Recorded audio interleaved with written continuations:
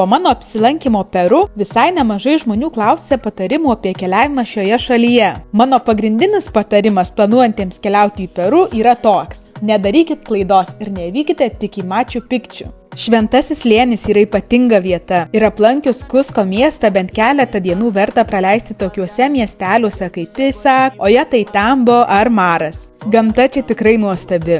Slėnį supa kalnai tinkami lengviems ir nelabai lengviems pakopinėjimams. Taip pat labai įdomu išbandyti vietinius patiekalus, kurie skiriasi nuo vandenyno pusės Peru virtuvės. Šiuose miesteliuose pasijusit lyg sugrįžę į praeitį. Čia gausu archeologinių objektų, inkų palikimo. Kalnų miestai alsuoja ramybė ir savotiška mistika. Gamtos grožis, istorija, tautiniai motyvai – visko čia gausu. Todėl tikrai nepagailėkit savo laiko šventajam slėniui. Pažadu, bus verta. Ir pabaigai vienas klausimėlis, apie kurią Pietų Amerikos šalį pasakoju